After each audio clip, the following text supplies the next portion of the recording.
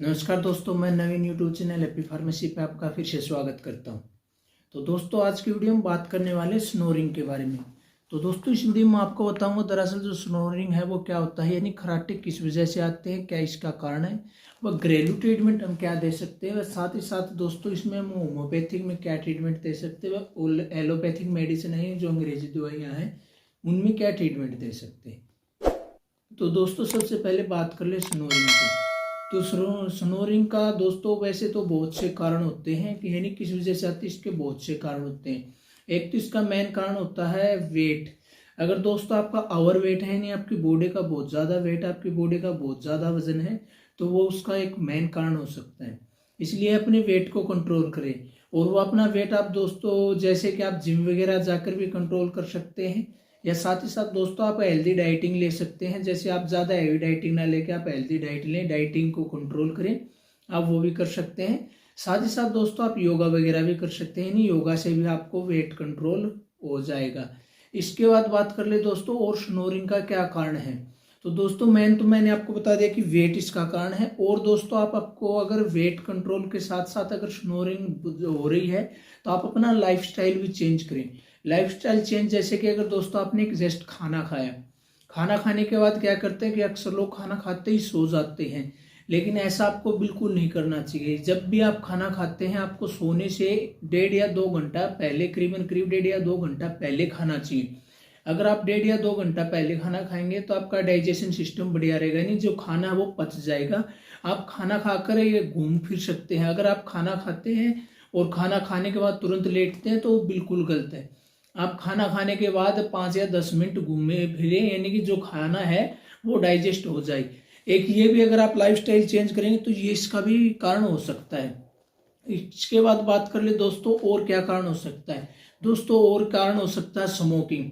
कई लोगों को आदत होती है, जैसे कि भैया पूरे दिन काम कर रहे थे, रात को खाना खाया, अब रात को सोते टाइम स्मोकिंग वगैरह कर लेते हैं। तो आपको नाइट को सोते वक्त स्मोकिंग तो बिल्कुल करनी नहीं है। खास करके आप दिन में भी ध्यान रखें कि आपको स्मोकिंग नहीं करनी है, क्योंकि इससे आपकी नाक बंद हो जाती है और उसकी वजह से भी आपको स्नोरिंग यानी आपको खराटे आने लगते हैं। इसके बाद बात करें दोस्तों और क्या कारण हो सकता है। तो दोस्तों अल्कोहल भी एक इसका मेन कारण हो सकता है। कई लोग जैसे नाइट को सोते टाइम अल्कोहल लेते ही लेते हैं। अगर जो लोग अल्कोहल लेते हैं तो उनको स्नोरिंग की प्रॉब्लम रहती है। इसलिए अगर आप अल्कोहल वगैरह ले रहे हैं तो आप बिल्कुल अल्कोहल को छोड़ दें, किसी भी प्रकार से आप अल्कोहल ना लें। खास करके आप नाइट में तो बिल्कुल ना लें। अगर आपको स्नोरिंग के खराटे की दिक्कत है तो आप बिल्कुल ना लें। आपको खराटे आ रहे हैं तो पता है कि भैया आपको तो कोई दिक्कत नहीं है, लेकिन जो आपके पास सो रहे हैं या आपके रूम में है उनको अक्सर दिक्कत होती है।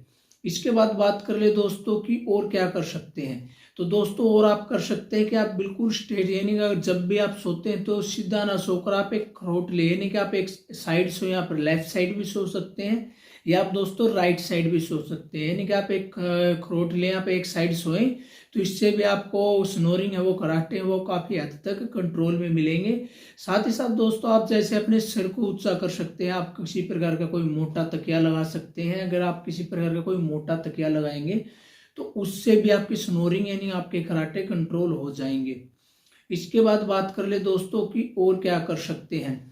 तो दोस्तों अगर आपको किसी भी प्रकार की एलर्जी है, हो सकता है आपको किसी चीज़ की एलर्जी हो या किसी प्रकार की आपको एलर्जी है, तो एलर्जी में आप विशेष करके ध्यान रखें कि अपनी मेडिसिन तो ले ही लें। साथ में आप ध्यान रखें कि दोस्तों जो ज़्यादा खुशबू वाली चीज़ है, जैसे कि आपके घर में किसी प्रकार की सब्जी वगैरह बन रही है, ज़्यादा कोई धुएं वाली जगह है, उस जगह आप बिल्कुल मत जाएं। इस चीज़ों का विशेष करके ध्यान रखें और खास करके ठंडी चीज़ों का ध्यान रखें। अगर आप में के नाक में किसी भी प्रकार का इन्फेक्शन है तो वो तुरंत अपने डॉक्टर को दिखाएं और डॉक्टर को बताएं। इसके बाद बात कर ले दोस्तों इसके ट्रीटमेंट की, यानी स्नोरिंग में हम क्या ट्रीटमेंट दे सकते हैं। तो स्नोरिंग में आती है दोस्तों, स्नोरी के नाम से एक टेबलेट आती है, स्नोरी स्टॉप के नाम से।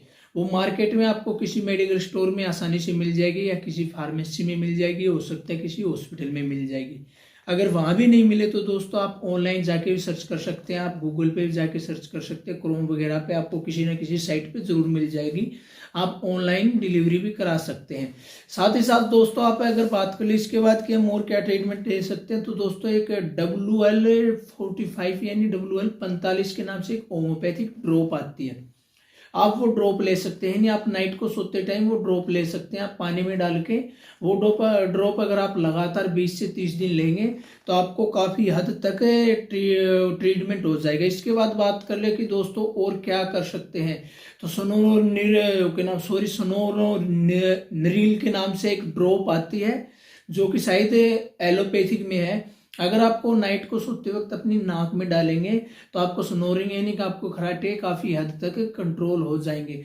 साथ ही साथ दोस्तों आजकल स्टॉपर भी आते हैं मार्केट में, जैसे कि आप की ज़्यादा स्नोरिंग हो रही है तो मार्केट में अलग अलग टाइप के स्टॉपर आते हैं जो आप अपनी नाइट को सोते टाइम अपनी नाक में डालकर सो सकते हैं, जिससे कि आपको खराटे वगैरह यानी स्नोरिंग वगैरह नहीं आएगी। तो दोस्तों अगर आपको वीडियो अच्छी लगी तो वीडियो को लाइक कर दें, चैनल को सब्सक्राइब कर दें। साथ ही साथ अगर हमें कुछ और पूछना चाहते हैं तो हमें कमेंट में बताएं। हो सकता है हमें किसी प्रकार की गलती हुई है तो आप हमें वो भी कमेंट में बता सकते हैं। तो दोस्तों मैं मिलता हूँ आपके नेक्स्ट वीडियो में। तब तक मेरे यूट्यूब चैनल पे मेडिकल से रिलेटेड बहुत सी वीडियो आप वो देख सकते हैं, तो बने रहिए दोस्तों मेरे चैनल के साथ। तो दोस्तों मैं मिलता हूँ आपको नेक्स्ट वीडियो में, तब तक जय हिंद, वंदे मातरम।